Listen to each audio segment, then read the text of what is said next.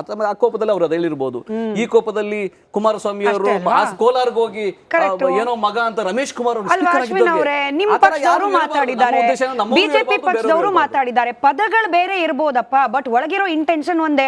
ಆವೇಶ, ಕೋಪ, ಆಮೇಲೆ ಚುನಾವಣೆ ಭಾಷಣದ ಭರಾಟೆ, ಇದ್ರ ನಡುವೆ ಏನೋ ಒಂದು ಹೇಳ್ಬಿಟ್ಟಿದ್ದಾರೆ. ಅದು ಏನ್ ದೊಡ್ಡ ವಿಷಯನ ಅನ್ನೋ ತರದಲ್ಲಿ ಹೇಳ್ತಿದ್ದಾರೆ ನಟರಾಜ್ ಗೌಡ್ರು. ಅಲ್ಲ, ಚುನಾವಣೆ ಇದರಲ್ಲಿ ಭರಾಟೆನಲ್ಲಿ ಮಾತಾಡೋದು, ಸಾರ್ವಜನಿಕವಾಗಿ ಮಾತಾಡೋದು, ಸಭೆ ಸಮಾರಂಭಗಳಲ್ಲಿ ಮಾತಾಡೋದು, ಜನಪ್ರತಿನಿಧಿಗಳು ಮಾತಾಡೋದಿದೆಯಲ್ಲ, ಅದರಲ್ಲೂ ಜಮೀರ್ ಅವರು ಇವಾಗ ಮಾತಾಡಿರೋಂಥ ಇದನ್ನ ಮುಸಲ್ಮಾನ ಬಾಂಧವರೇ ಖಂಡಿಸ್ತಿದ್ದಾರೆ. ನೀ ಪದೇ ಪದೇ ನಮ್ಮ ಮುಸಲ್ಮಾನ ಸಮುದಾಯನ ಮುಂದಕ್ಕೆ ತಂದು ನೀ ಅದೇ ಸಮುದಾಯದವನಾಗಿ ನೀನು ಬಾಯಿಗೆ ಬಂದಂಗೆ ಮಾತಾಡ್ಬೇಡಪ್ಪ. ಕುಮಾರಣ್ಣ ಅವ್ರು ಯಾವತ್ತೂ ಕುಳ್ಳ ಜಮೀರ್ ಬಾ ಅಂತ ಯಾವತ್ತೂ ಕರೆದಿಲ್ಲ. ಸನ್ಮಾನ್ಯ ಜಮೀರ್ ಅವರೇ ಅಂತಾನೆ ಯಾವಾಗ್ಲೂ ಕರೆದಾರೆ. ಬ್ರದರ್, ನಟರಾಜ್ ಗೌಡ್ರೆ ಮಾತಾಡ್ಬೇಡಿ, ಮಾತಾಡ್ಬೇಡಿ, ಸುಮ್ಮನೆ ಕೇಳಿಕೆಲ್ಲ ಮಾತಾಡಕ್ ಹೋಗ್ಬೇಡಿ. ನಾನು ಮಾತಾಡಾದ್ಮೇಲೆ ಮಾತಾಡಿ ಬ್ರದರ್.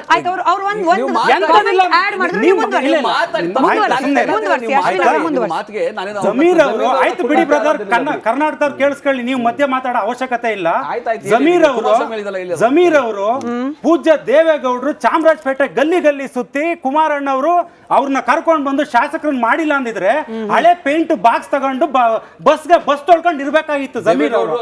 ಇರ್ರಿ ಬ್ರದರ್, ಒಂದ್ ನಿಮಿಷ ಸುಮ್ನೆ ಇರ್ರಿ, ನೀವು ಮಾತಾಡ್ಬೇಡಿ. ಅಶ್ವಿನ್ ಜಿ ಹಾಗೆ ನಟರಾಜ್ ಗೌಡ್ರು ಇಬ್ಬರಿಗೂ ಕೂಡ ಬಹಿರಂಗ ಪ್ರಚಾರದ ಅವಧಿ ಮುಕ್ತಾಯ ಆಗಿದೆ. ಅಬ್ಬರದ ಭಾಷಣಗಳು ಅಲ್ಲಿರ್ಲಿ, ಇಲ್ಲಿ ಬೇಡ. ಇಲ್ಲಿ ಜನರಿಗೆ ಅರ್ಥ ಆಗೋ ತರ ಕಾಮೆಂಟ್ ಕೂಲಾಗಿ ಉತ್ತರ ಕೊಟ್ರೆ ಸಾಕು. ನಟರಾಜ್ ಗೌಡ್ರೆ ಮುಗಿಸ್ಬಿಡ್ಲಿ ಅಶ್ವಿನ್ ಅವರು, ಆಮೇಲೆ ನೀವು ಕಮೆಂಟ್ ಮಾಡಿ. ಅಶ್ವಿನ್ ಅವರೇ ಮುಂದುವರಿಸಿ.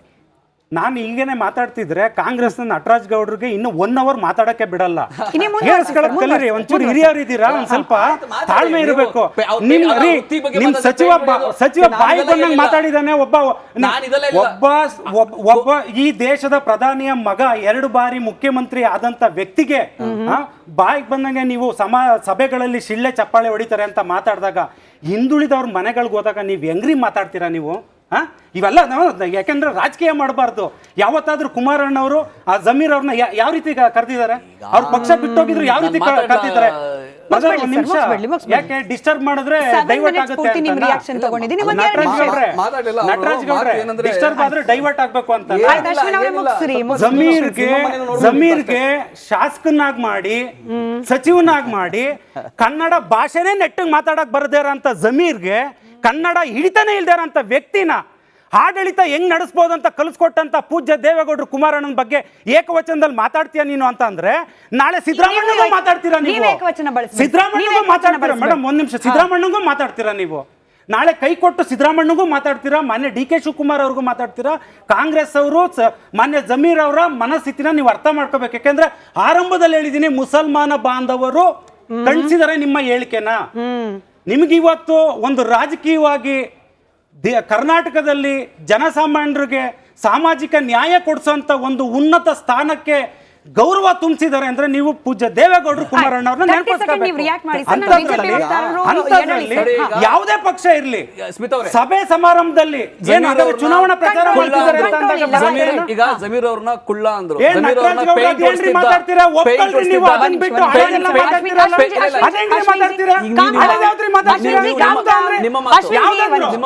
ಯಾವ್ದಂದ್ರು ಈಗ ಈ ಕಾಂಗ್ರೆಸ್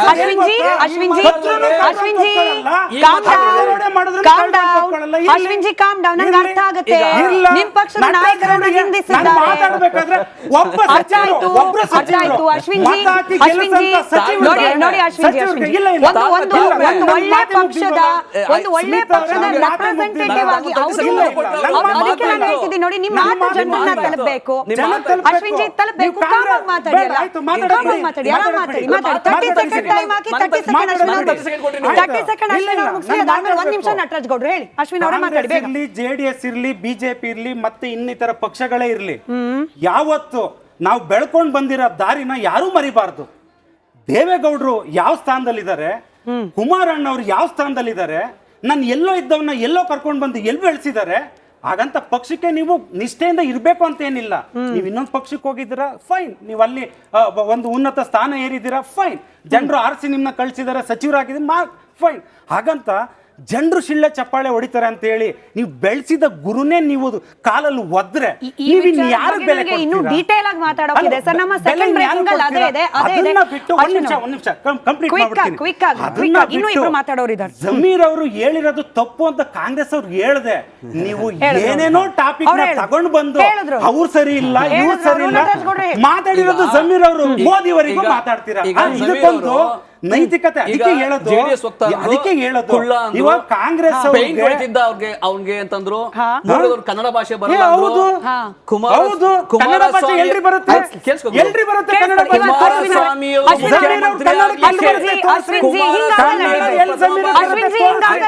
ಮುಸಲ್ಮಾನ್ರೆ ಕಣ್ಸವ್ರೆ ಮುಸಲ್ಮಾನ್ರೆ ಕಣ್ಸವ್ರೆ ಕನ್ನಡ ಎಲ್ಲಿ ಬರುತ್ತೆ. ಹಿಂದುಳಿದವರು ಅಲ್ಪಸಂಖ್ಯಾತರು ವಿಧಾನಸೌಧ ನಿಮ್ಮ ಭಾವನೆಗಳಿಗೆ ಕಂಪ್ಲೀಟ್ ಬೆಲೆ ಕೊಟ್ಟು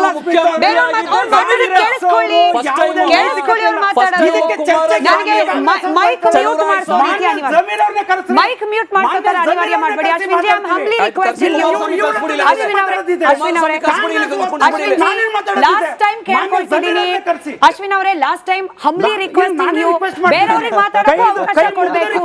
ಇನ್ನು ತುಂಬಾ ಆಯಾಮದಲ್ಲಿ ನಿಮ್ಮಿಂದ ತುಂಬಾ ಉತ್ತರಗಳು ಬೇಕು. ತಾಳ್ಮೆ ಕಳ್ಕೊಳ್ಬೇಡಿ ಅಶ್ವಿನ್ ಅವರೇ, ತಾಳ್ಮೆ ಕಳ್ಕೊಳ್ಬೇಡಿ. ನಿಮ್ಮಿಂದ ಬಹಳ ಉತ್ತರಗಳ ನಿರೀಕ್ಷೆ ಇದೆ ನನ್ಗಿವತ್ತು.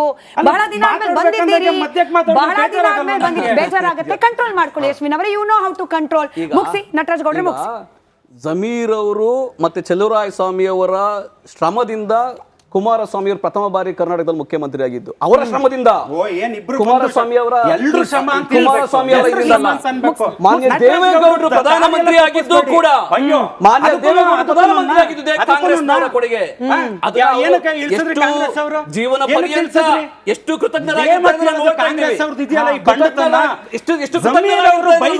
ಧರ್ಮಾಧಾರಿತ ಪಾಲಿಟಿಕ್ಸ್ ಗೆ ಸೊಪ್ಪಾಕಿಲ್ಲ ಮತದಾರರು.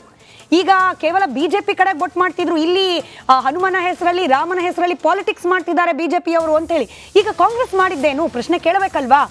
ಕಣ್ಣೀರಿನ ರಾಜಕೀಯದಿಂದ ಫ್ಯಾಕ್ಟರಿ ಪಾಲಿಟಿಕ್ಸ್ ವರೆಗೂ ಕೂಡ ಚರ್ಚೆ ಆಗ್ತಿದ್ದ ಕಣದಲ್ಲಿ ಇದೀಗ ಧರ್ಮಾಧಾರಿತ ಭಾವನೆಗಳಿಗೆ ಬೆಲೆ ಕೊಟ್ಟು ಓಟ್ ಹಾಕೋ ಅನಿವಾರ್ಯತೆಯನ್ನ ಸೃಷ್ಟಿ ಮಾಡ್ತಾ ಜಮೀರ್ ಅವರ ಹೇಳಿಕೆ. ಅಶೋಕ್ ಅವ್ರು ಮಾತಾಡೋದು ಪೂರಕವಾಗೇ ಇತ್ತು. ರೋಷಾವೇಶದ ಭಾಷಣ ಅಶೋಕ್ ಅವ್ರದ್ದು ಕೂಡ ಕೇಳಿಸ್ಕೊಳ್ಳಿ. ಎಲ್ಲ ಆಂಜನೇಯ ಸ್ವಾಮಿ ದೇವಸ್ಥಾನ, ವೆಂಕಟರಮಣ ಸ್ವಾಮಿ ದೇವಸ್ಥಾನ, ಮುಸ್ಲಿಮರ ಜಮೀನು ಎಲ್ಲವನ್ನ ವಕ್ಫ್ ಬೋರ್ಡ್ ಅಂತ ಬರ್ದಿದ್ದೀರಾ. ಈಗ ಬಂದು ಹೇಳ್ತಾ ಇದ್ದೀರಾ ನಾವು ದೇವೇಗೌಡರ ಕುಟುಂಬವನ್ನೇ ಪರ್ಚೇಸ್ ಮಾಡ್ತೀರಿ ಅಂತ. ಎಲ್ಲಿಂದ ಬಂದಿದ್ಯಪ್ಪ ದುಡ್ಡು? ಪಾಕಿಸ್ತಾನದಿಂದ ಬಂದಿದ್ಯಾ, ಇರಾಕಿಂದ ಬಂದಿದ್ಯಾ, ಇರಾನಿಂದ ಬಂದಿದ್ಯಾ? ನಿನ್ ಕೊಂಡ್ಕೊಳ್ಳೋ ಧೈರ್ಯ ಇದ್ರೆ ಬಾ, ಇಲ್ಲಿ ಕೊಂಡ್ಕೊಳ್ಳೋ ಧೈರ್ಯ ಇದ್ರೆ ಬಾ, ಸವಾಲ್ ಹಾಕು. ಇವತ್ತು ಧೈರ್ಯ ಇದೆಯಾ? ನಮಗೂ ರೋಷ ಇದೆ. ನಾವು ಈ ಮಣ್ಣಿನ ಮಕ್ಕಳು. ಸಾವಿರಾರು ಅಲ್ಲಿಗೆ ಚನ್ನಪಟ್ಟಣ ಅಖಾಡಕ್ಕೂ ಬಂದ್ಬಿಡ್ತಪ್ಪ ಹಿಂದೂ ಮುಸ್ಲಿಂ ಧರ್ಮಾಧಾರಿತ ರಾಜಕಾರಣ. ಮತದಾರ ಇದರಿಂದ